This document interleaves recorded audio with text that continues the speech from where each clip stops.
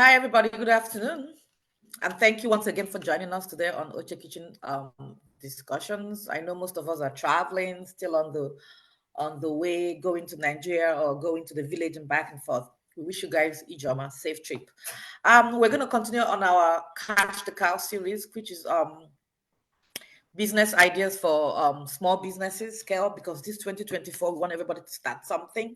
No matter how small your money is, you could start any kind of business. We've been talking about for the past couple of weeks, we've been talking about the charcoal business, how you can start it, where you can get the best foods, and how you can do the transportation and logistics, etc., etc.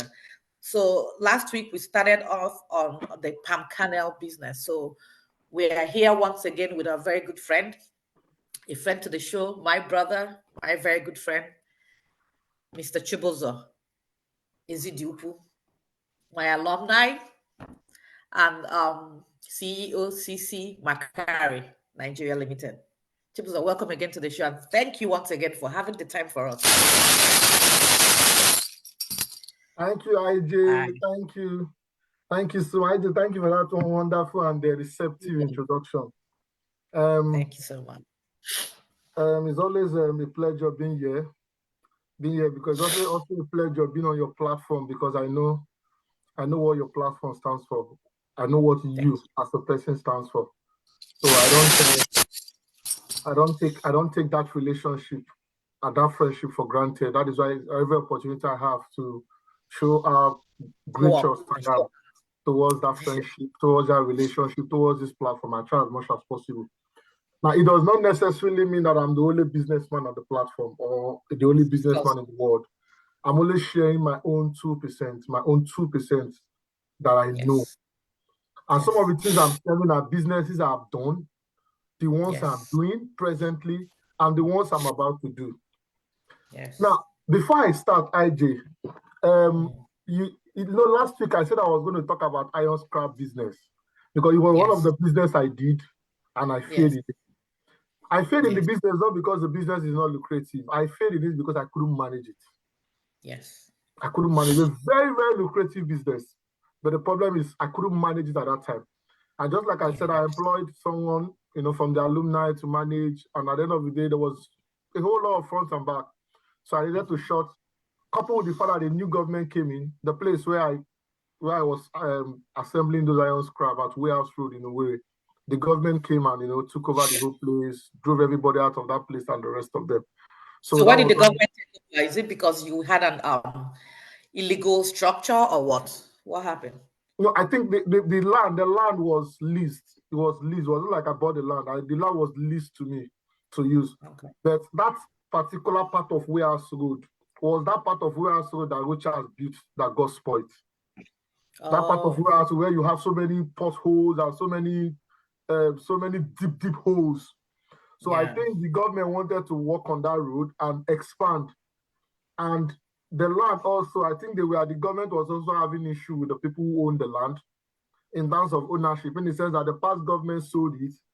The present government said no, that the manner which they sold it was not good.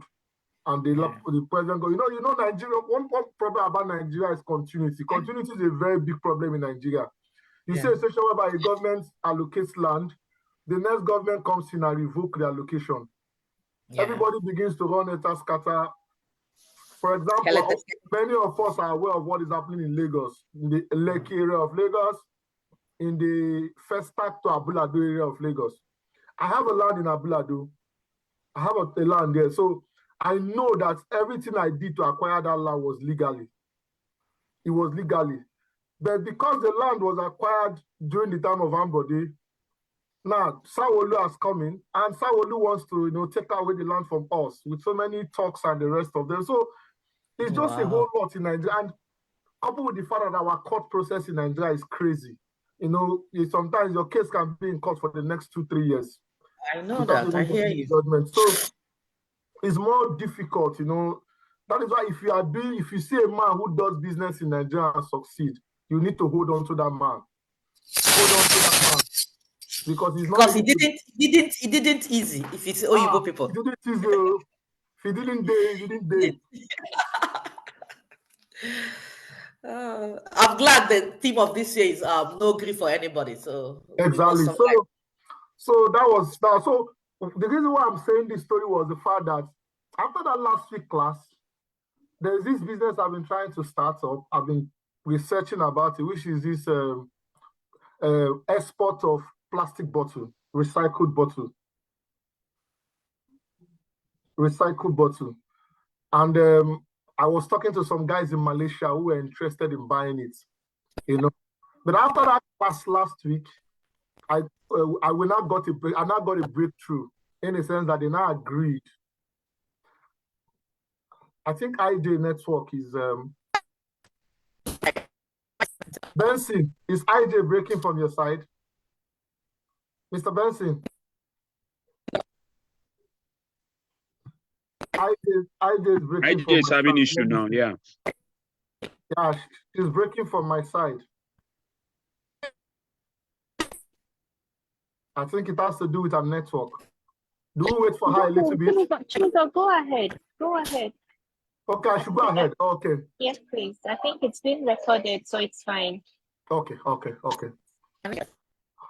Okay, so and I got a breakthrough in the sense that the guys from Malaysia, the guys they accepted for us to to do business, and that's another lucrative business we have in the sense that the materials are in excess in Nigeria. But we're going to talk about that another day. But the essence why I'm bringing up this story is that as a businessman, you must not be contented with the present business you have. You must be able to look for businesses to do. Just like I said, funding is not the first thing in business. The first thing in business is getting a viable business and understanding the structure of that business. Once you have a viable business, you understand the structure of the business, then you can now start looking at funding. And they are just like I've said in the last class, there are different type of funding one can have access to. I've made mention of investor funding. I've made mention of crowdfunding, even loans, even grants. It's just that in Nigeria, it's so difficult. In other parts of the world, it is easy to access grants. Peter Obi was telling us a story. Once I was listening to Peter Obi, and he was talking about him being one of the highest beneficiary of the banking system in the UK, where a bank in the UK gave him almost $1 billion or $1 million, and it begins to, that word begins to, every time I think about it, I appreciate the system more. But in Nigeria, it's so difficult to access those kind of system, those kind of grants or loans. Because in Nigeria, they will tell you to bring your great-grandmother's blood, even your mother's who is not late. They will ask you to go and get the blood and bring to them in the bank. So it's so difficult, But in as much as getting these fundings are difficult, people are still getting funding for their businesses. People are still going into partnership for their businesses. For example, Odogu Bita is not owned by Obi Kubana. A lot of people think Odogu Bita is owned by Obi Kubana. It's not owned by Obi Kubana. Odogu Bita is a collaboration between Obi Kubana and Vintage. So you can see two friends coming together to set up a business. And the business is thriving. General Bita is not owned by Kubana Chief Priest. General Bita is a collaboration between Kubana Chief Priest and Soso. Soso is a music producer. They have come together to set up General Bitas, and they are making it big time. And also to note that these guys do not have the factory to produce these bitters. There is a man among their circle called Ike-Lead. Ike-Lead has a factory that produces bitters and everything. So what they are using is that they are not leveraging on the factory set up by Ike-Lead to produce Odogu Bitter. So you can see now that Odogu Bitter has a circle of three friends. Three friends in the sense that the funding is coming from Vintage and Obi Kubana, and the factory where they produce this stuff is owned by Ike-Lead. So you can see where partnership works, and that is why I said funding is not the main thing first. The first is getting a viable business. And once you have a viable business, we will start looking out for funding and the rest of them. So back to our topic today, we're going to be talking about pancane business. How do we set up a pancane business? So first of all, what is a pancane? Pancane is the stuff we call aki. In Igbo, we call it aki. And it can be used for different purposes. Now, the first thing we use pancane for is for red oil. Palm oil, red palm oil. So what it means is that if you get the palm fruit down, you squeeze the palm fruit, you bring out the red oil. Once you bring out the red oil, there is a shaft that comes with the red oil. That shaft also is being sold. That shaft also is being sold.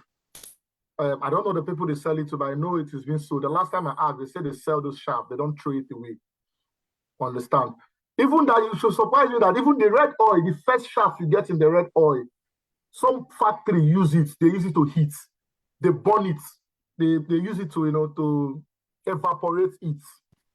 So we can see that it's not a waste. Now once you are done with the red oil part, now the red oil part is very, very important for people who want to go into it, in the sense that it's a viable business. In fact, red palm oil, if you store palm oil during the season of, if you store it up to September, October, you're going to be selling it times 5 of the value. Times 5 of the value. The value they were selling, because at that time it's very scarce. So what most of these guys in the East do is that they store that red oil until that time. Because that time the red oil is scarce in the North. So you see a lot of Northern are coming to the East to buy it. So some of them now have this, people who are very smart. So they store this thing. So it is a red oil part. For people who want to go into the red oil parts also. The red oil parts can be done manually and it can be done electronically. Now, what do I mean? Manually means you can use your hand, get workers to excuse for you, get workers to cook, lights, get wood, put lights, cook the pancane. You can do those things. So now there are also an electronic way of cooking it also. Most people have started going through the electronic way. That is for the red oil. Now, it is a buy. So for people who are interested in going through that business, that red oil part, you can let me know. I can introduce you to someone who is into it. If you want to understudy someone who is into it, you let me know. I can talk to a few friends I know who are into it. And if they give you access, you can now go and understudy how they do those things. But I am not into the red oil. For me, I'm not particular about the red oil because that is not where my specialization is. Now, my specialization is after the red oil.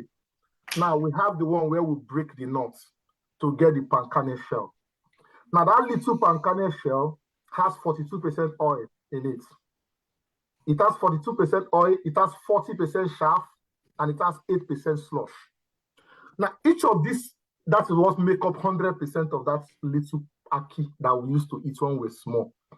Now, this percentage, each of these percentages is the 42% oil is being sold. In fact, it is scarce. If you have it, companies will be rushing you for it because the number of people who have access to it are very, there are companies who need it. The supply is much, the demand is much, but the supply is not much. In the sense that there's so much demand for it, but there are not so many companies who are into it. So most of the companies are scrabbling for it. Now for the oil. Now then we have what we call the chaff, which is the 40% chaff. The 40% chaff is being sold to people who do piggery. Most of these piggery people who do have farms where they rear pigs and the rest of them, you can also sell that chaff to them also.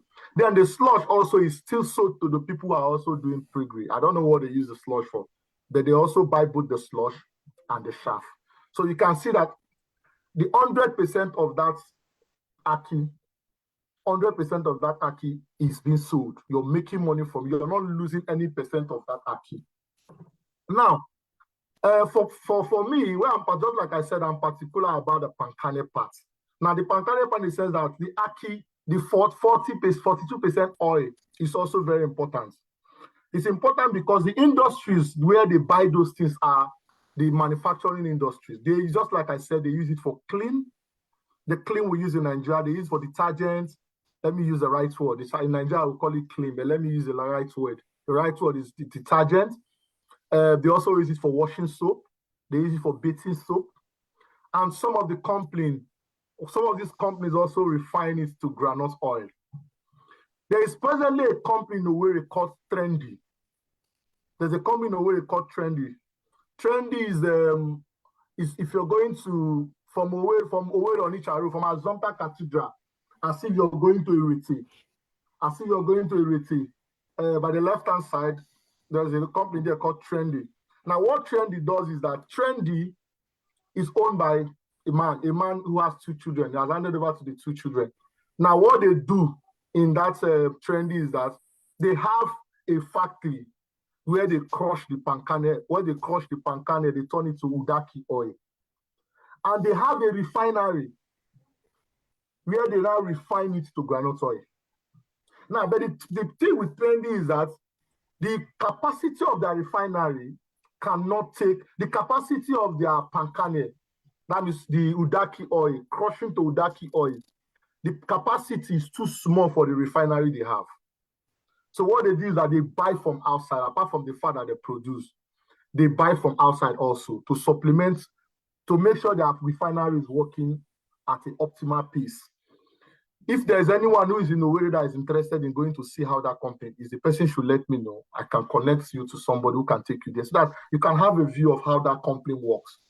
Also, along Ogbaku Road from Irete, as if you're going to Ogbaku, there is a friend of mine also who's also set up something like that from 2 years ago. Also, the man is an importer, one of the biggest importer of ties. I'm not going to mention his name. In Oduade market and ventured into it. Just 2 years into the business, the man is building a 1.5 billion naira refinery in that same location. It's along the road. If you're going to Ogbaku from Irete, you will see the factory at the left-hand side. In fact, as you are driving from Ogbaku to Irete, from Irete to Ogbaku, as if you're going to Onitsha, or if you're driving from Urugwe to Ogbaku, if you're coming into Owerri, just drive slowly. You perceive the udaki oil.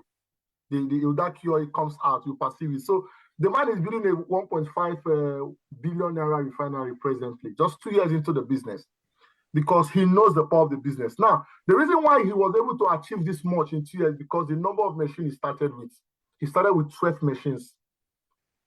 He started with 12 machines. So as we know, the profitability you make for 12 machines will be different from the profitability you make for 1 or 2 machines. But just like I said, starting small also is good. In the sense that you can start small and you can grow. For me, I'm going to use myself as a case study. The reason why I'm not in a hurry today is because I'm not going anywhere by 8 o'clock. That's why I'm not rushing. I'm taking my time to explain. IJ, if you think you need me to hasten up, I have a time frame, let me know so that I can adjust. But I needed to break this thing down so that we understand how this business works. This place is not about coming here to come and talk, do the theory. I'm trying to be practical so that we understand it. So that with what I'm sharing, if you're walking along the way and you see something like that, you already have a view based on what I've shared. You already visualize how it works, how it operates. So just like I said, also, it's very, very important in the sense that he already knows the variable of that. That's why he started with 12 machines. But you can start with 1 or 2 machines and grow it. Now, I'm using myself for a case study. The one I'm presently building in Ekpe area of Lagos, I am building a space for 9 machines, but I'm starting with 2 machines. And the reason why I'm doing that is this. I'm building it because if I build a space for 2 machines, if I build a space for 2 machines, when I want to expand, I will now start breaking the grounds, breaking the buildings and the rest of them. I'm breaking those buildings also, it has a lot of disadvantage. It's like you're spending money times 2. And mind you, probably when you built the factory, iron was 50 mm iron was 900,000. Probably when you will be ready to expand, iron will be 2 million or 3 million. It will be 2 million or 3 million. I think IJ's network is having issues, but let's go ahead. So it will be 2 million or 3 million. So for me, I'm building a space for 9 machines, but I'm starting with 2. Everything I'm putting on that structure is for 9 machines. Generator is for 9 machines. Transformer is for 9 machines. Screw conveyor is for 9 machines. Dryer is for 9 machines. Toaster is for 9 machines. So everything I'm building is for 9 machines, but we're starting with 2. Then as we expand, we'll begin. The way I've made it easy for myself is that if I start with 2 and I want to expand to 3, the moment I bring the 3rd machine, I'll just dump it. I'm not going to be doing any breaking, any wiring. All I do is just drop the machine and connect to the central system. that takes current, electricity into it. So, but just like I said, you can start from small on that. Now, there are older businesses. Sorry. Secondary. Sorry, I'm hearing a voice. Mom, I tried to mute. Just go ahead. Just go ahead. That's the Continue. issue. Go ahead. Mama, mute yourself, please. Okay, so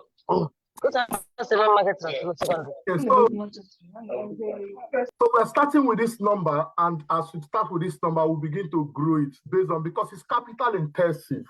That's the fact. The business is capital intensive. And there are other sub-businesses attached to this business, in the sense that if you don't want to build a factory, you can be a supplier of palm kernel.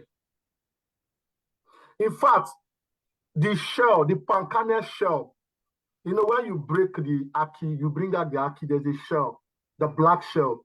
That shell, most companies buy it, they use it for briquettes. Most companies, they grind it and use it for briquettes.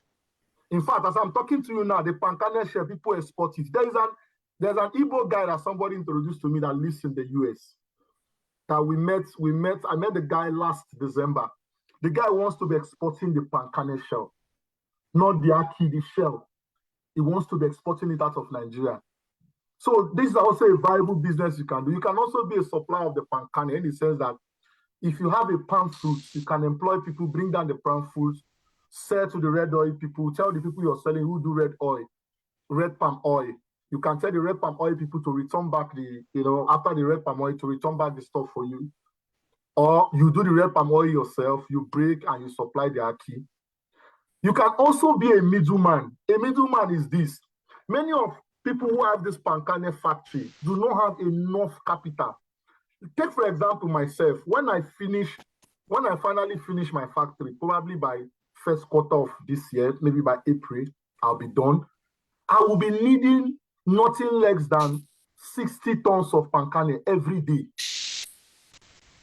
Every day, because the machine I have, one of it can crush 30 tons of palm kernel per day. Per day. So what do we do? I'll be needing 30 tons of palm kernel from the last time I checked is 10.2 million. So what it means is that I will be needing 20.2 million every day.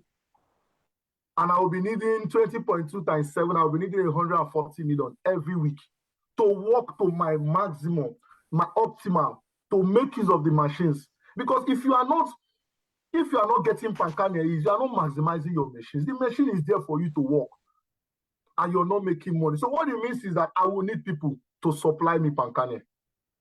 I will need people to supply me palm. That is why I said, for people who are interested to do the palm kernel part, let me know. I can introduce it to people who sell the palm kernel. Then you can now be a supplier to me. I cannot be buying from you.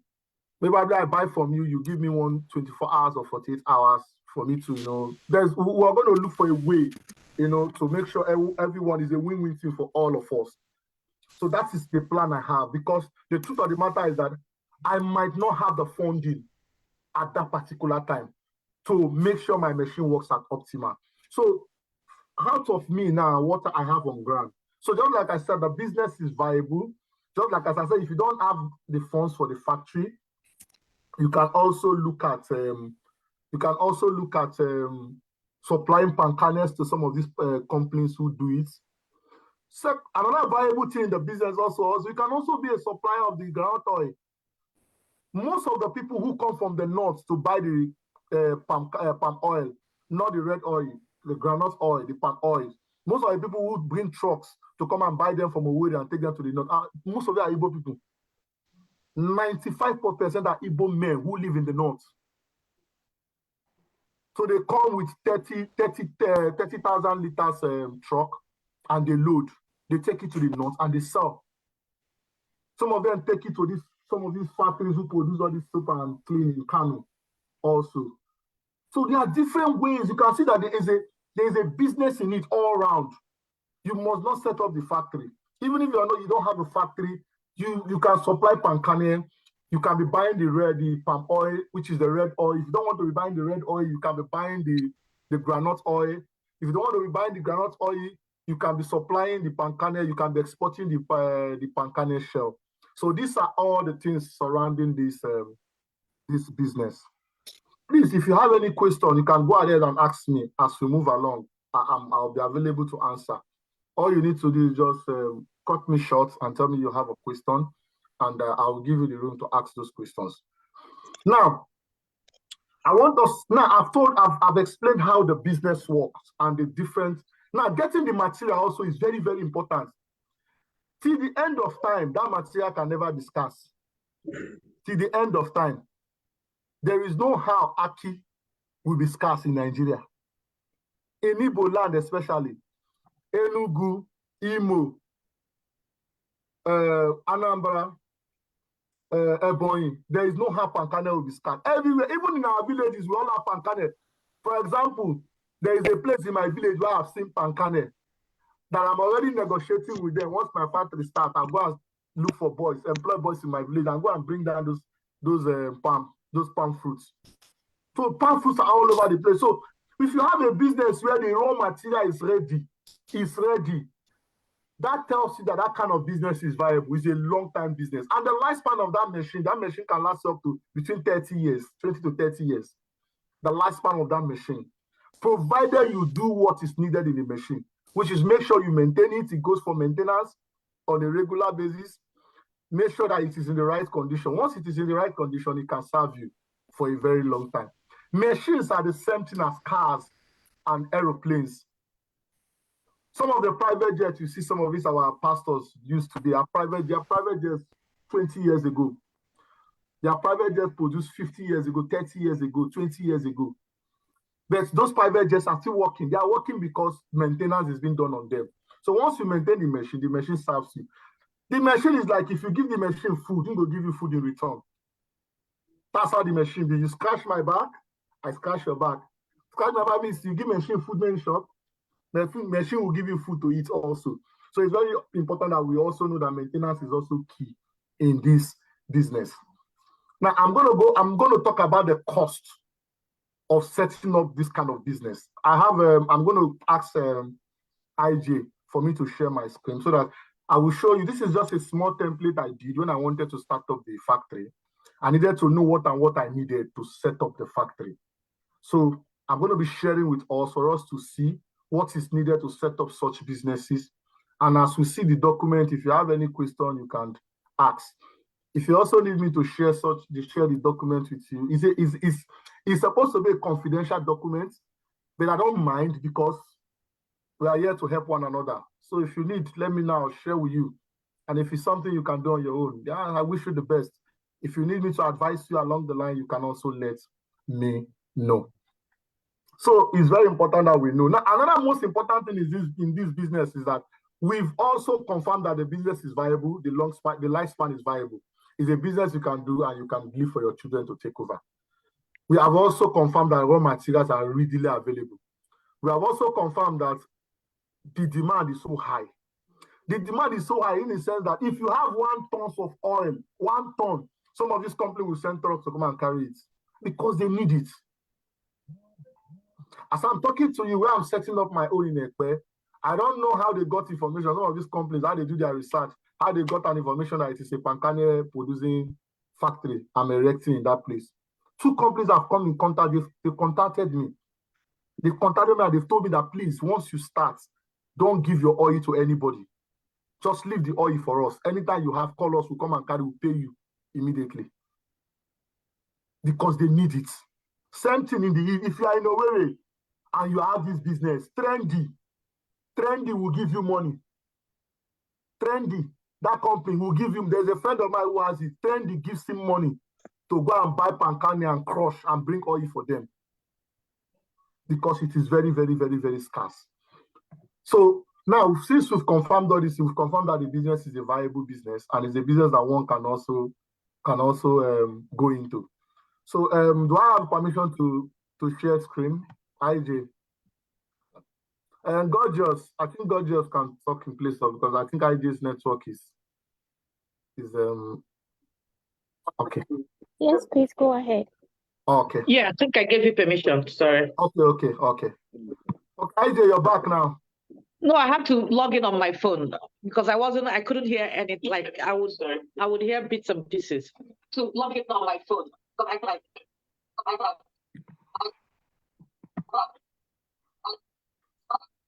Can you guys see my screen?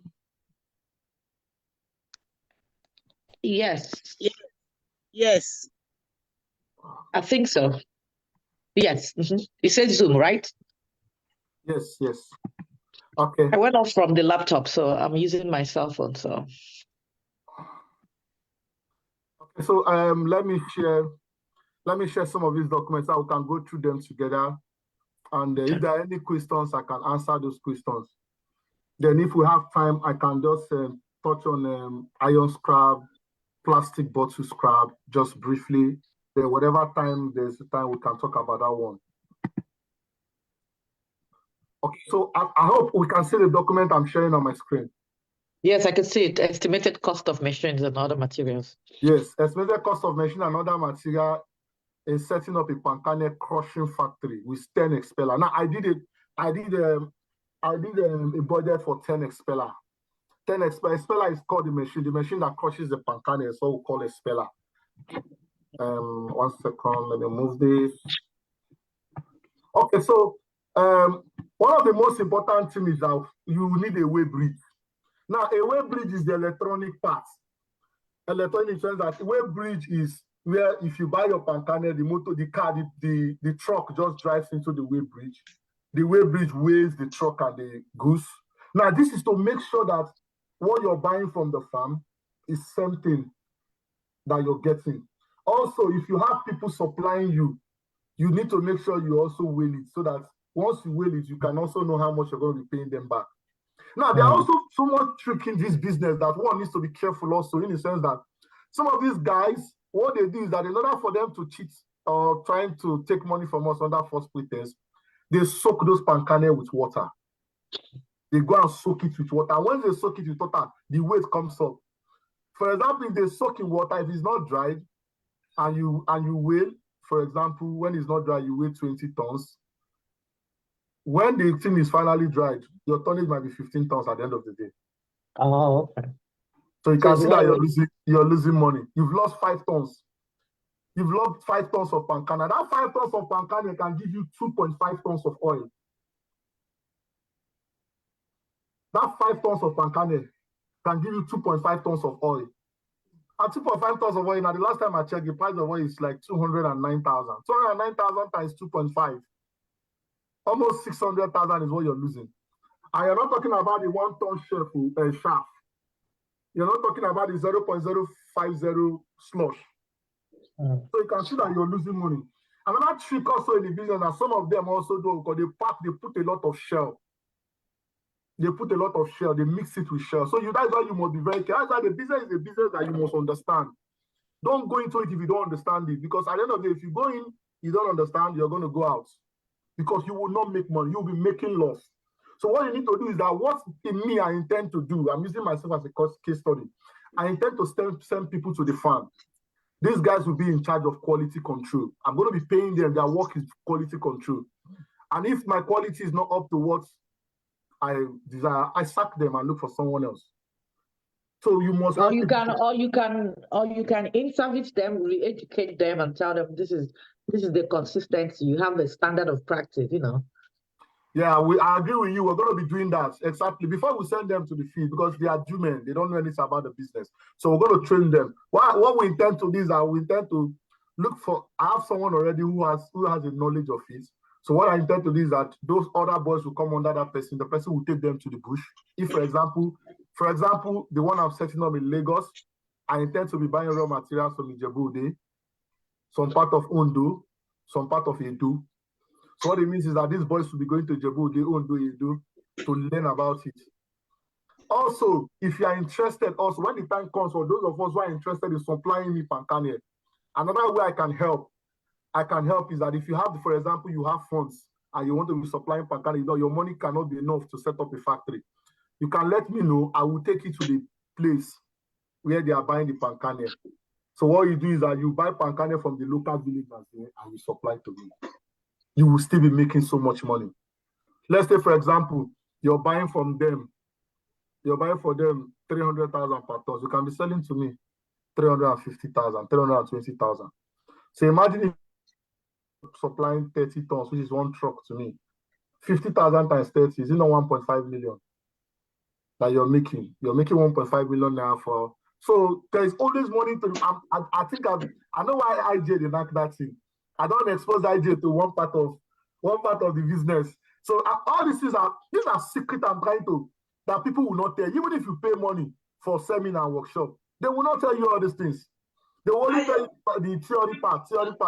They can never be practical with you because those people do not know about the business. They only read about the business. They don't know about some of these export companies. They've not exported before. Some of them will just go online, download materials, send to you. The people who you should listen to are people who are doing this business or who have learned about this business. So there are always monies to be made. So I agree with you that these guys will be trained on how to check this quality control. So these are the two quality issues you'll be having that will make you lose money. Number one is the dryness. You must be careful. Make sure that the pancake is not soaked in water. Make sure that it is fairly. There's no how you can buy pancake from the bush and it will be 100% dry, except it is dry season where there's serious heat. Then you know you get. Even at that, some of the people who sell the pancake still look for a way to soak it in water. Why do they soak it in water? Sorry, because I don't know if you explained it before. I couldn't hear you before. Why do they soak it in water? They soak in water to get high tonnage. Oh. For example, if you soak in water and you bring it to my warehouse and it's 30 tons, if I finish drying it, it will turn to 25 tons. Gotcha. So you can see that the person who has soaked it in water has made a profit of 5 tons from you. So this is why they soak it. Why they also add shell to it is that shell has weight. So once they soak it, when you have more, that's why there's a percentage of shell. Your shell your shell in every 30 tons must not be more than 5%. Because whether you like it or not, there will be shell. That is the fact. There is no how you will get a full 30 tons of pancake and everything, you will not see any. You will see shell. Then if the percentage of the shell in it is 5%, then you're good to go. But the moment it is more than 5%, that is where you are in trouble. And you're going to be losing so much money. So there are ways we can mitigate against this. So these are the two things I've shared about the issues you're going to be having. So you will need a weight bridge, just like as I spoke about the weight bridge. And the weight bridge comes with all his accessories. Then section 2, 10 units of expeller. Now expeller is the machine. For me, I'm going with 2 units for now. When I did the budget, you can see the price I did, 11.7 million. That was when I did this budget was done 2 years ago. As I'm talking to you now, the price, my 2 machines, at the end of, after buying the motor from outside the country and coupling it, everything I spent was close to 18 million. So you can see just a period of 2 years, there's an addition of 6.something million. So imagine where you go and build a factory for 2 machines, and you're now expanding to 4, and you now start breaking and start buying iron again. That means you will spend ×2. And this is the reason why I've used my Igbo IQ, the one God has blessed us as Igbo people, to say I'm going to be building for 9. Even if it will take me a long time to build it, no problem. But I'm going to be building for 9, so that when I start expanding, I will not have issues. Then if for example, I finally exhaust the 9, expand and exhaust the 9, and I want to expand, I can go somewhere and build and erect another building again for another set of 9. Or I can still expand. But at that time, you have at 9 machines, you're making so much money. So you're not bothered about the cost of erecting or breaking or something. And if you're breaking, you're not breaking the whole, you're breaking from the 9th machine. So it makes it very easy for you. So now I want to also say that 3 units of elevator. Now elevator for PK. Now what is the PKC is what I call the one I call the shaft. It's called the PKC. They call it PKC. Now what this thing does is that those things are just conveyor. They are things that move. Now this budget is for the electronic parts. In the sense that if you're building an electronic machine, you are not going to be needing more manpower. You're not going to need because what it does is that the moment you pour the pancani in the dryer, there's already a screw conveyor that carries it. The moment it is dried, there's a screw conveyor that carries it up, down to the machine. As the machine is crushing, the oil is moving straight to the tank. The oil is moving to the filter because it is the filter that will now filter the oil to bring out the slush. The shaft, you get the shaft from when the machine is crushing the red oil. As the red oil is going to the red oil parts, the shaft is falling down. You see the shaft falling down from the machines. Some of us, what we do is that if you don't want to make it electronically by building a tank, you can just put a sack bag. And all the shaft falls into the sack bag. Once it's filled up, your boys will tie the sack, take it, bring another sack, just like that. Now, the shaft falls when the machine is crushing the pancani shell. Now, the oil goes to the filter. Now, the filter will not filter it again because the purity is not there already. So the filter will now filter it to remove dirt and bring out the slush. So that is where you are not selling the shaft, you are not selling the slush, then the final oil goes to the tank. That is where you get your Udaki oil. That oil, once you hold it, it is Udaki oil. You can rub it on your face. And then, so this is what people buy. Some companies buy it for, some company refines it for granite oil. Some companies also use it for cream and the rest of them. Soap, all right, soap and it is for soap, lotion, especially lotion. There's this thing we call clean in Nigeria. Then the one the right clean, this detergent the right clean. There's a company that produces it in Ota. They buy that. Ota, they buy as in Sango Ota. Sango Ota, yes. They buy the pancani oil. So number 4 of these aluminum grid. All these things are upper. Upper means what takes the thing up. The one I call screw conveyor is called upper. Is what takes it up. Still there also. Upper, sidewalk, and screw conveyor. Now another one also is that we have the PK Oka and the PKC upper. All these ones also. I'm not going to go into all these things. I'm just trying to show some of the things that we need are essential. Also now, there's what we call filter press. Now, what is the work of the filter press? The filter press is what filters the oil. Now, remember I said, once the machine crushes the pancani, the shaft falls on the floor, the oil goes to the filter press.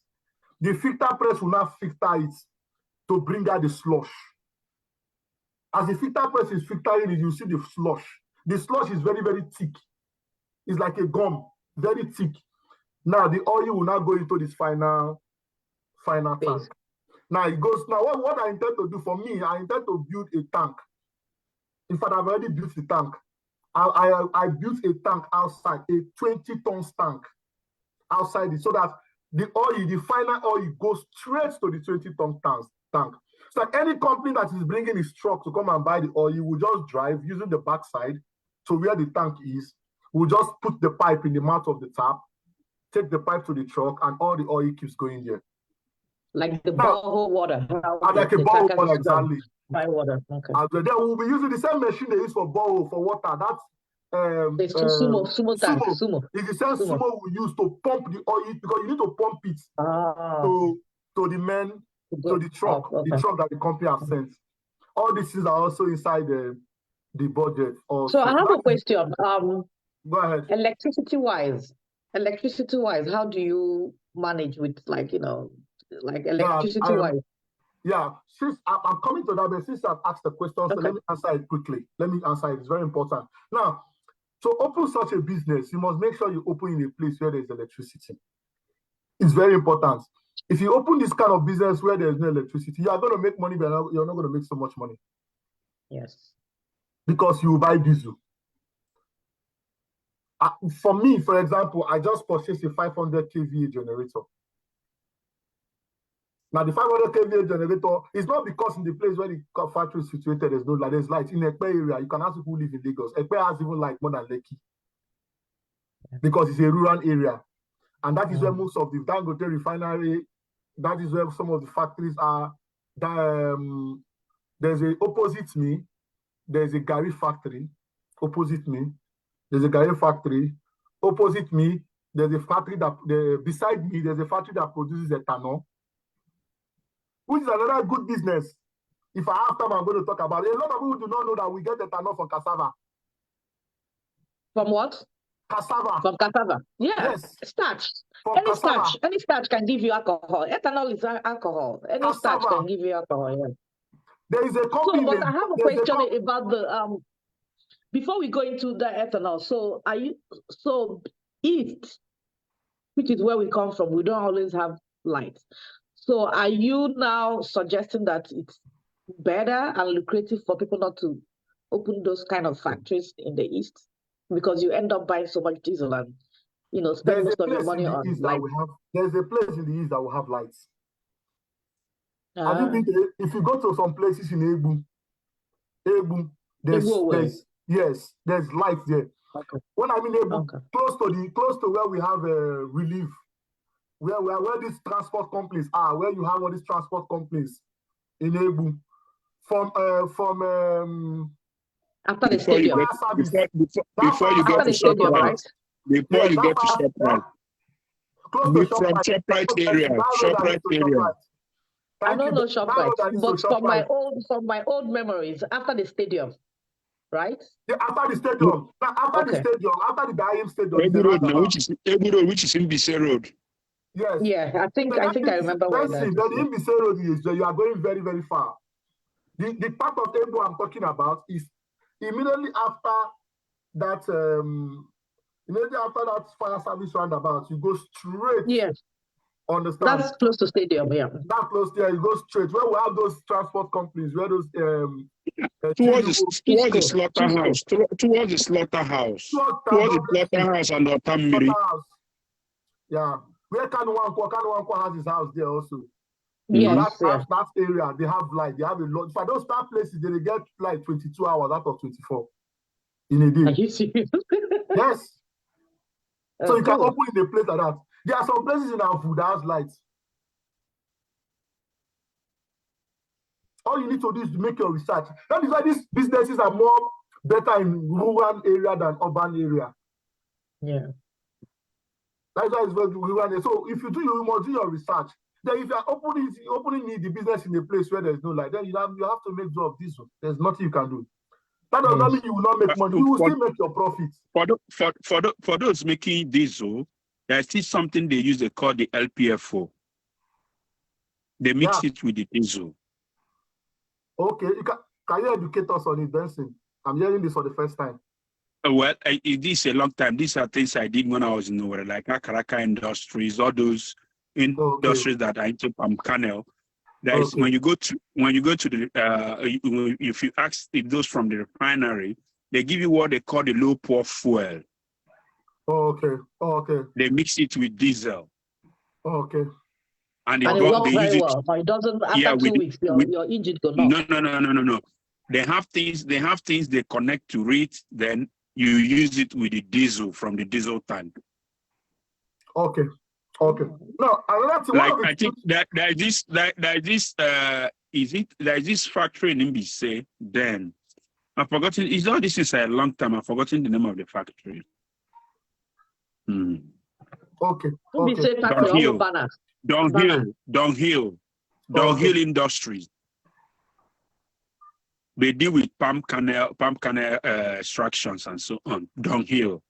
All of them, they have all those things. They have the machines to use the LPFO. Okay. Thank you, Bessie, for that knowledge. I see we've learned something today. Now, also, a friend of mine, the one I said that has this factory along Obaku Road, there's something he's trying to experiment. He wants to be generating power through the pancane. I don't know how he wants to do it. But he said I should allow him to finish. Then once he finishes, then he can invite me to come and see. So probably once he's done, I'm very, very particular to know how he will be able to generate electricity through the same pancane. Probably he wants to be buying the shell or something. But when the time comes, whenever that information gets to me, I will make sure I also cascade that information to us. Now, for the issue of light, I hope I've answered your question on lights. So there are places in the east where they have lights. There's in the east, you must find places where there's lights. It's not possible for where the off that in the whole east. Another thing also you need to look at also is security. Don't go and set up in the business in a place where there's no security so that they don't kidnap you and kidnap your staffs. So security is also very, very important. That is why when you set up such business, you must be in good terms with the nearest police station there. For example, the place I'm doing mine in Epeos, I already know the policemen there. Anytime I go there, I visit them, give them money. This enables them to also look at the factory. Every night they send police to go around because those machines, those things are very expensive. Once somebody steals one of those machines, 18 million don't go. So even one part, at times they just uncouple it and take one major part. Exactly, and that one part can just destabilize the whole this thing. System. If you they might even come and even steal your transformer self if you are not careful. Then that's right.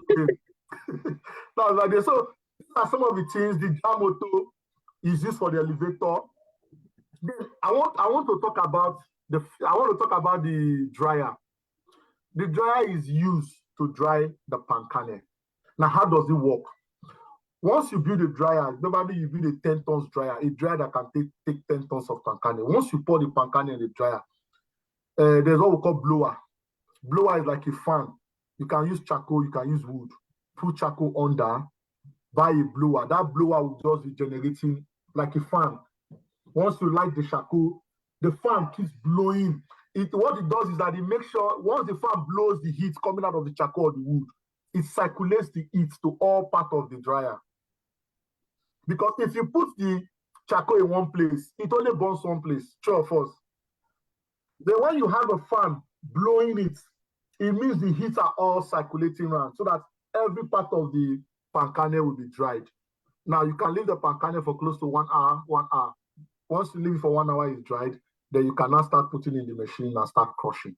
Very importantly, you must make sure your palm kernel is dried before crushing.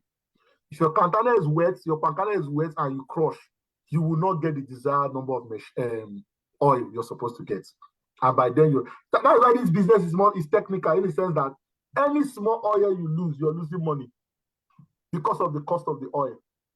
Question. So the dryness doesn't affect the quality of the oil. It's just the quantity. Quantity, yes. It doesn't affect the quality of the oil. It doesn't. It's just the quantity.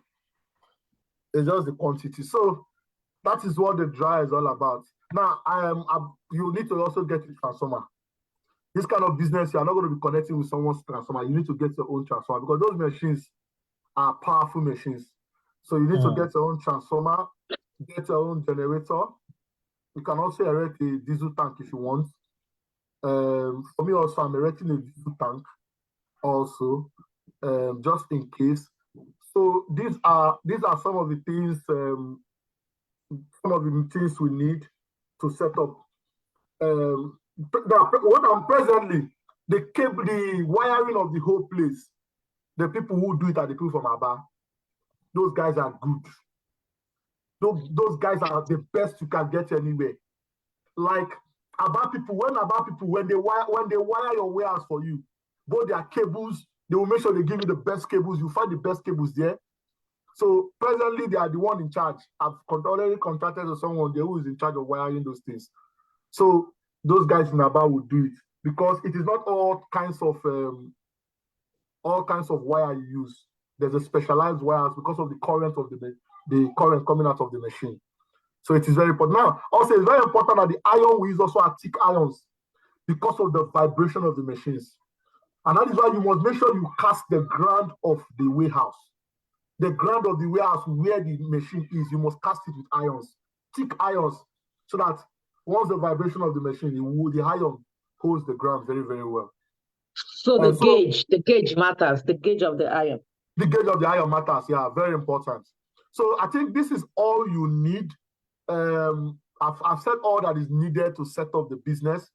So once the oil goes to the tank, then companies can come. And by now, the tank you have, you can actually monitor how many tons, in the sense that the kind of tank I'm building also, I've already marked if I'm building a 20 tons tank. So what I've done is that I've marked 1 tons, 2 tons, 3 tons, 4 tons from outside. So I already know there's a way you can do it. You can use a transparent pipe. That transparent pipe can tell you how many tons. There's a way you connect the transparent pipe through the tank. As the oil fills the tank, that pipe will be filling up also. So the pipe is like a dip, like a straw. It's like a dip, yes. It's like a dip. The oil too will be going through the pipe. That tells you the number, if the tank is filled up, how many tons. The reason is because, so that once the people who are coming to buy comes, you already know from the pipe, the transferred pipe outside, how many tons of oil is inside your tank. Okay. So I have a question. Go ahead. I have a question. I grew up in Aba. So I always say that what you're saying is, who is speaking, please? Benson, let Benson finish. I'll still ask. Okay, Benson, go on. I just started speaking. Okay, you want me to go first? Okay, I wanted to ask. Okay, so I've seen most of these factories before. Top three. Benson, you are breaking up. Yeah, Benson's internet is bad. All right, let me go. I said I grew up in Aba. If the government invests money in Aba will exceed China, I believe, because even before we knew China, Aba was like China. Aba used to do everything. IJ came on, that's why I kept quiet. Benson, hold on, let me finish. Benson, hold on. Benson, hold on, let me finish. So I think your internet is not good, so work on your internet. So my question to you is that since you said you buy the machine from maybe China, they couple the whole machine in Aba electrically in Aba. Aba people do this, and I know Aba gets land. I know Aba gets palm kernel. Are you thinking about, like, are people opening these kind of businesses in Aba and stuff like that? I know around the Aba Port Harcourt Expressway, Abowere Expressway, and Port Harcourt Expressway, there's so much factories. I don't know how. I haven't been to Aba in the last maybe 15 years. Like industrialization, is it still coming up in Aba? Yes, it is. It is. You know, one thing about Aba is known for, it is known for a particular thing. For example, they are known for building those machines, coupling those machines. So some of them prefer to stick to just coupling those machines. Some of them do not want. That does not mean they have. I know like 2 or 3 factories in Aba, Pancane factories in Aba. I know like 2 or 3. But it doesn't mean that they have it more. Where they have those factories more, they're not like the standard factories, like the mini factories, the manual ones. Where they have it more is in Enugu. They have it so much in Enugu. Then after Enugu, the next states in the east that has much also is Anambra, Onitsha. Then after Onitsha, the next is Aba. Then after Aba, then Owerri. Ebonyi is not too, say Ebonyi gets solid mineral. So solid mineral don't blind your eye. And solid mineral, Ebonyi gets what mineral? Solid minerals. Ebonyi has the best lead ore and zinc ore you can find anywhere in the world. Oh, wow. The best lead ore or zinc ore. Some of these Chinese companies buy it. There's a local government called Easy local government. The mining that goes on in that place, I've been there once. The mining going on in that place, my dear. So Ebonyi is good with solid mineral. Why Enugu is good with coal. Now, I wanted to say the last time, some people were not able to differentiate between charcoal and coal. These are 2 different things. Charcoal is not coal. Coal will help you generate electricity, but charcoal, you can't use it to generate electricity. So there are 2 different. And coal is, when I have a picture of coal, I will share with us probably any other time. So coal is different from charcoal. And Enugu has coal. They have it in abundance. Yeah, Coal City. Yeah, why Ebonyi is known for solid minerals. Yeah, that's good. Yeah, so that's why I said in Nigeria, most of the states have something. Taraba has the best sesame seed you can get anywhere in the world. The best sesame. In fact, there is a company that controls the market of sesame seed in Nigeria. It is called Olam. Olam is the biggest buyer of sesame seed. In fact, and then they control the market itself. Yes, they control the market of sesame seed, Olam. Because what Olam does, initially, people supply to Olam. They know these Indian guys now, they use our head everywhere. So what they have done now is that they've gone into the farm. They are now paying the farmers to supply to them, and they are getting it cheaper. So you that is a middleman, you're not making money anymore. So in the past, people used to go to those farmers, buy, and supply to Olam. So what Olam has done now is that Olam has cut that middleman. They started going to the farm to pay those farmers to supply them. So what they do is that they will empower those farmers. Maybe give one farmer 50 million naira. When you come as a middleman, the farmer does not have your time because the farmer cannot satisfy Olam. So we don't have Sesame Street in the East. We don't have it in the East. Sesame Street. No, we don't have Sesame Street. I said Sesame Street. Sesame Street. Sesame Street. We don't have it in the East. Benson, can you, is your internet okay now? You still want to ask your question? Problem, I was waiting for you to talk. Okay, go ahead. Sorry. So my question is, why wouldn't you use the metering to deliver your products to the trucks? Use what? Metering, to meter what you are giving to them. How do you mean by meter? How can you meter? I think this. Do you have an idea you can share with us? What you mean by meter? No, I know those factories. Then, when those trucks barge into their delivery tanks area, there is a meter in front of whatever that is going into the truck. As the oil comes from the transparent tube you said you used to. No, not the tube. Not the transparent tube are always there, but they still have a meter. You know the way the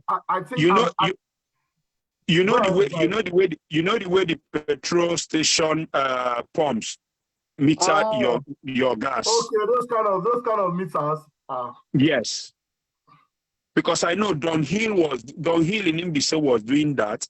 Then Top 3 in Aba was doing that. Is it Pancane? The oil. The Pancane oil, they use that meter for. They use that meter, yes. To make sure that what they gave you is 30,000 liters or whatever it is. Oh wow. Okay, I think I will verify that and see. But I know such a thing is going to be capital intensive, going to cost much, getting such a meter to do that. But I'm going to research more, and if the cost is okay for me, I can add it. Why they are doing that is so that they don't overload your truck. Yes, the truth of the matter, Benson, there is no how they can. Once that transparent pipe has been certified, used by different people. So if there's no how you can overload your truck. Okay. If, for example, you have your tank is 20 tons and your tank is filled up 20 tons. Any company that comes, most of them clamp to go and see if the oil is filled up. Once it's filled up, they pump everything into them. They know it's 20 tons. And what some of them do is this. Some of them, once the truck comes, they weigh the truck. They weigh the truck in the weigh bridge. Once the truck goes and carries the oil, the truck will not come weigh it again.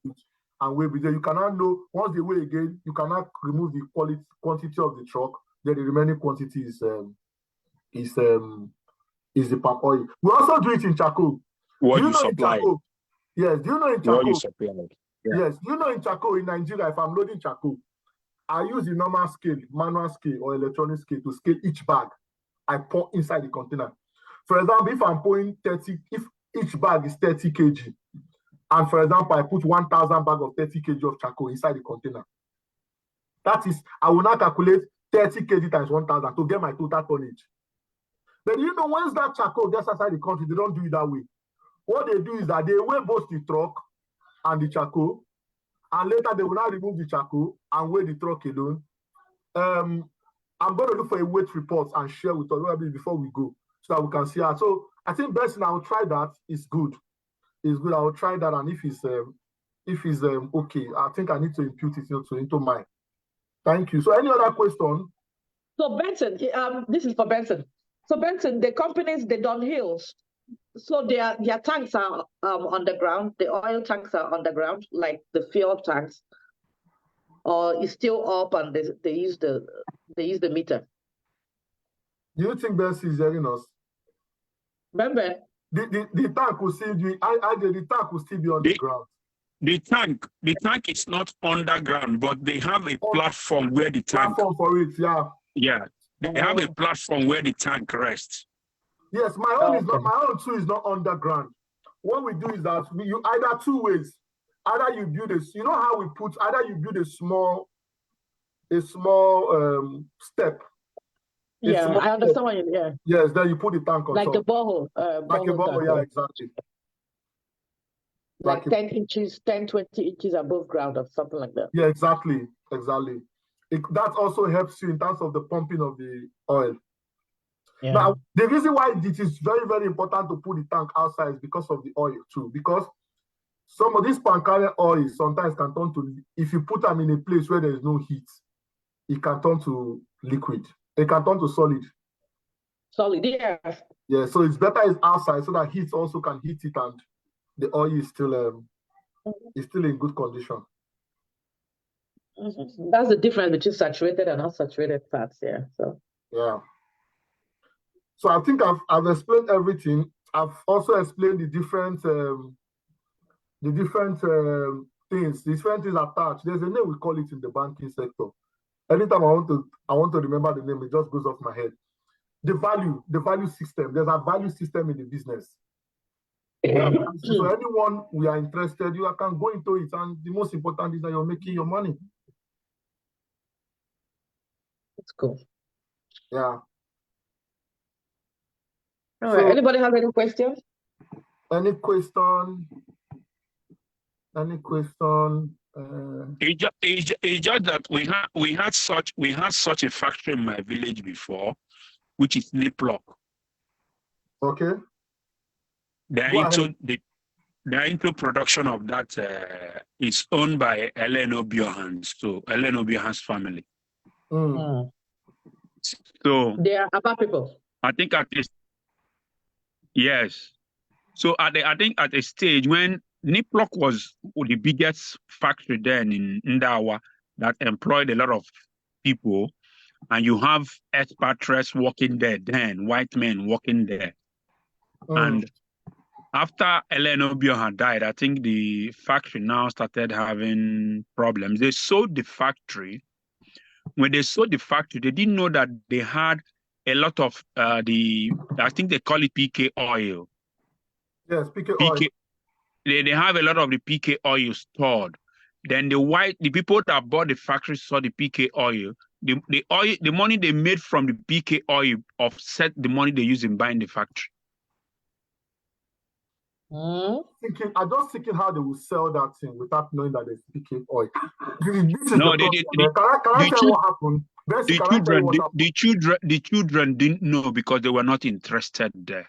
Yes, but can I also tell you what would be a possible scenario? The possible scenario might be that the machine they bought is machine for granules. See, once you use the machine for granule to crush palm kernel, the PKC will still have some oil in it. Oga, this is a factory. Big. Ijoma, you know of Ralph Obioha when he opened Heclus beer. I know about the Obiohas now, but I don't know about their factories. But I know about them. I know they were rich now, but then yeah.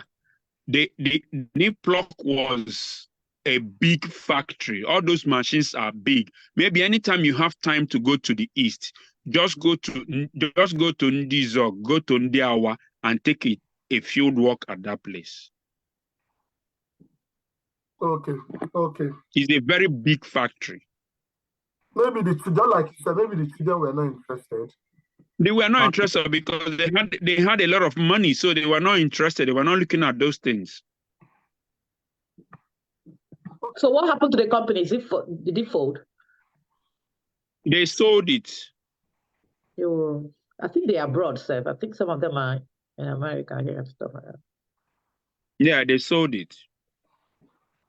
Okay.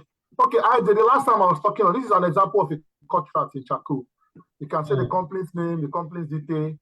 This is an example for people who want to export Chaco. You must have something like this. This is the contract between the company and my company. All these things are very important in export. This is the FOB I spoke about the last time. It's very important. The price of the goods is there, 180 euro, charcoal fines. Then the payment to be made within a maximum of 2 days after submitting the following documents. This is just a contract, how a contract is, and all the things that comes with the contract. These are what the charcoal must have a humidity content of 9% maximum. Size is 20 millimeter, which is 20 tons and above, without rock, no dirt inside, and the rest of it. So this is how a contract looks like. This is a contract between myself and my clients in Poland. Then my address, bank details, and the rest of them. So this is how a contract is in charcoal. So I think any other question on this? Any question? Let us know. Any question?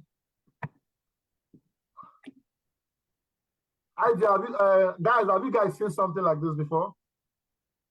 No. Are you aware that So what is it? What am I looking at? Is this charcoal? What is that? This is plastic bottle. Oh wow. Recycle bottle. They've compressed it. I have a cousin-in-law of mine. She was collecting it in Lagos. She lives in Lekki, yeah. Yeah. Yeah, she was doing it. This is how they load it. This is how they load it in the container. 20 feet container. Guys from Malaysia, they buy this thing they need it like what I don't know. Wow. Malaysia is the biggest market for this. So this is a new business I want to venture into. But wow. So you go to the beach, because I know she used to go to the beach area and collect bottles and stuff like that. The good thing for me is that I already have a company who does it, who picks it, who compress it like this. All I don't need to go and pick anymore. I just go to the company and buy from them.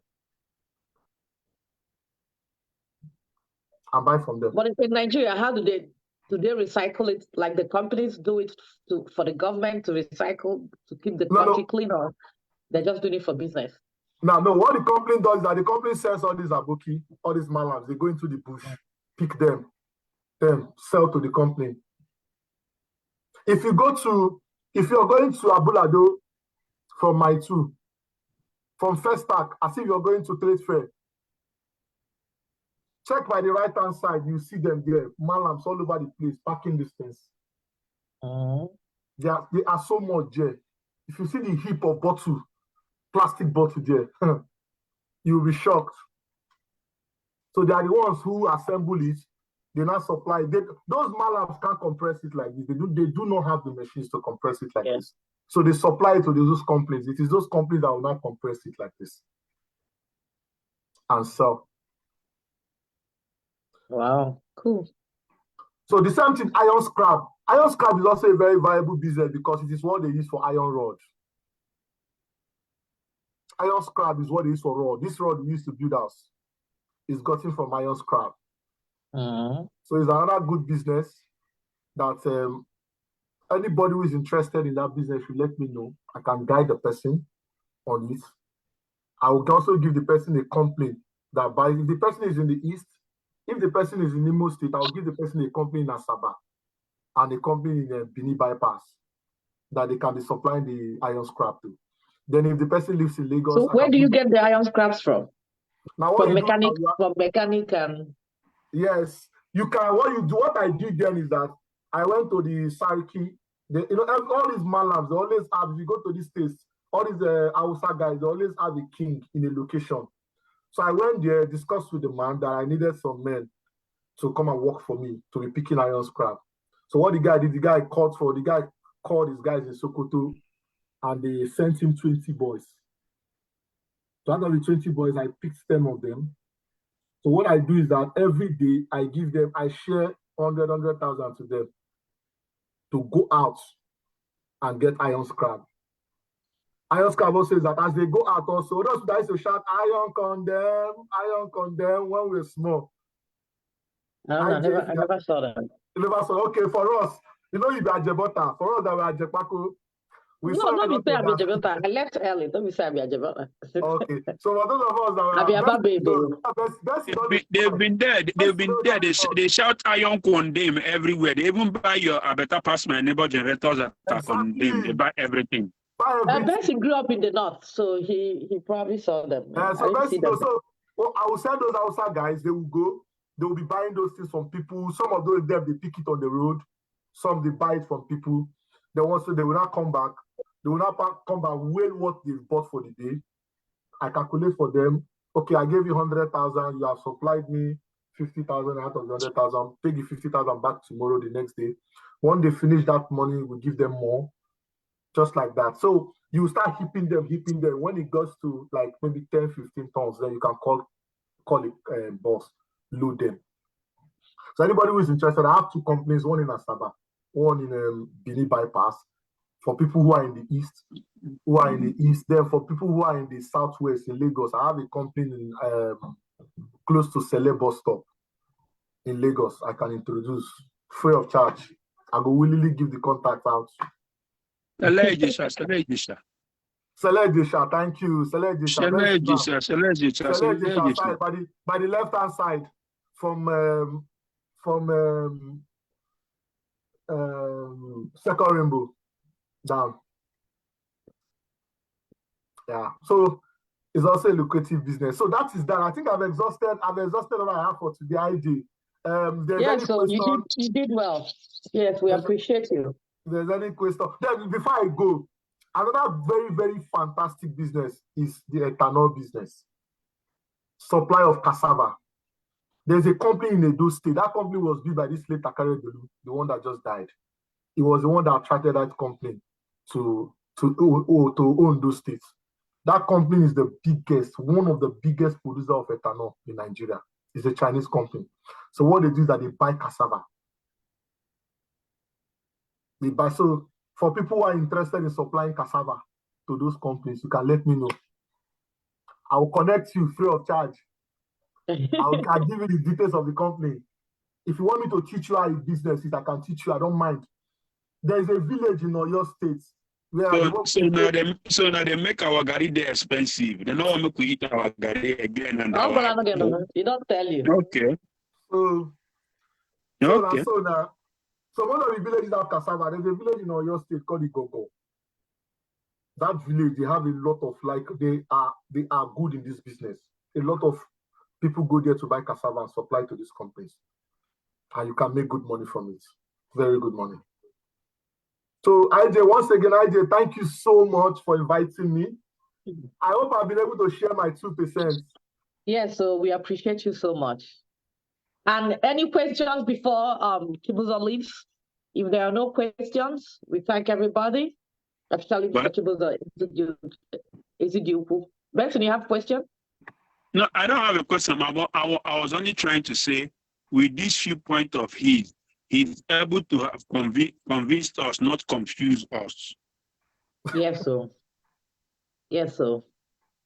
So this is 2024. Everybody need to have like a second stream of income, whether you're working for yourself or working for somebody else. So it's always good to have small scale business, large scale business, however you can do it. So if you have any questions, anybody who wants to contact Chibuzor further, let us know. If you have questions, we can connect you with him and everything.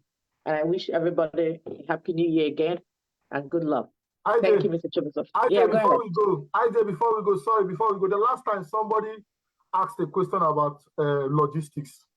Yes. Somebody asked that question the last time. Please, if you want to export food stuff, anybody that wants to export food stuff, go to NACO. NACO is the under bridge as if you are going to the international airport from 7 and 8. By the left-hand side, you see NACO. Go there.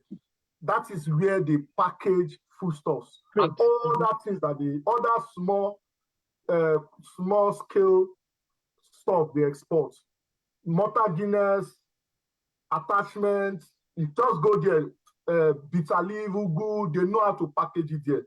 So if anybody needs any contacts, I can give you a contact of someone there. You can go there. They will tell you how they package. They can help assist you in packaging anything you want to export from that place. Beautiful. Yeah. That starts for them. The normal logistics. Is it the Lagos airport? Yes, in international airports. The international, okay. Yes, if you're going to the international airport, you know, if you're driving for 7 or 8, you have to climb up the bridge. There's a bridge now that takes you up and down. Instead of you to climb the bridge, you to follow it down as if you're going to the toll gate. Toll gate is by the right, take the left, just opposite under the bridge there is NACO. So you can go in and then for the normal logistics business in Nigeria, that one I will not advise anybody who lives abroad to set up such business. For the normal logistics business in Nigeria, if you're interested, the easier way to do that in Nigeria is to collaborate with companies like Jumia, collaborate with companies like Kunga to do it, in the sense that I shopped for Jumia years ago. You're here. Yeah, so you can just buy polo t-shirts, yeah. Yeah. What we do is I just buy a bike. Every Jumia, they have what we call hubs in Jumia. Hub are different centers where they take load to. Jumia take load to, because Jumia alone cannot dispatch all they have. So what they do is that they have contacted people, they call those people hubs. So they take those things to those people. Those people are in charge of, delivering those stuff. So what I advise is that partner with those companies, buy a bike. You can buy 10 bikes, take it to those companies, give them the bike. I think the last time they were paying, is it 15 naira per item? And the beauty about collaborating with a company like Jumia is that they do not give you items that is scattered all over the place. They want to give them, I just give you items in Ikoyi alone. So it helps you in a day, your bike man, if your bike man, and you are not in charge of employing driver, they are in charge of employing the driver. The only thing you're giving to them is the bike. Sign an MOU with them, they give you your returns every month. They pay the bike man salary, the remaining one, they give you your returns, and you're making clean money. You're not disturbing yourself for it. So anybody who is interested in that business also, let me know. I have 2 hubs. There's a hub in Ikoyi that is owned by my friend. I can give you the contact of that hub. You can discuss with them if you want to start up that kind of business. But I always advise people who do this business to be in Nigeria, not being abroad. I know. You can never trust anybody, no matter who they are. But one beauty is that Jumia has set up an online stuff where you can track what your bike has delivered in a day. Yeah. So you can actually, because what they do is that once your bike man takes an item to the doorstep of the Jumia is not Nigerian owned, right? It's led by No, it's not Nigerian owned. Jumia is not owned by Nigeria, huh? Yes. Jumia is just like a franchise. It's just like a franchise. So they come to Nigeria. The board of directors might be Nigerians, but the company is not founded by Nigerians. The company is actually big in Ghana. Very big. In the whole of West Africa, their center is in Ghana. A friend's younger brother worked there, so I used to help them buy like their Polo Ralph Lauren, Yeah, that's We have 11. Well, he left and started his own little Jumia. He left and started his own, company. So he buys and does what Jumia does, but a smaller scale. Yeah. And he goes to Aba, he makes his own boxers, he makes his own slippers, he makes his own things, and he sells. So. Yeah. That's also a good business. I have friends who are doing it and they're making so much money. You can also buy a bus. You can also buy a bus and give them. But I prefer people to buy bike than bus. Yeah. Because bike is actually cheaper. You can get a bike with the bike and they will be held up in traffic, yeah. Yes, they will be held up in traffic. You can buy the bike and the box on top.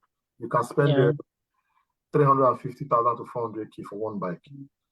Yeah. So let's do a practical mathematics. Let's say, for example, you are delivering 20 items in a day. 20 items, 50 naira times 20 items is 10,000 naira. Is it 10,000 or 1,000? I don't know math. Sorry, not 50. Sorry, not 50 naira, 500 So naira. you said you are delivering 20 items a day? Yes, 500 naira times 20 items a day. Not 50 naira, sorry, 500 naira, yeah. That's 10,000 now. Yeah, that's 10,000. Yeah, you add the zero. Yeah, so let's say every day the bike is giving you 10,000. And because Jumia is sending it to one location, 500 naira fuel will be enough. But now that fuel have gone up, 1,000 fuel can confidently deliver that 20 items for you, because what Jumia does is that they are giving you for a particular location. Yes. So you don't have to drive much distance. So let's say you remove 1,000 naira for fuel out of the 10,000, then you remove 1,000 to pay the driver. For example, to pay the driver every day. Maybe the driver salary is 30,000 or 40,000. Well, let's say we remove 2,000. Maybe they pay the driver 60,000 every month. and you move 2,000, you still have 7,000.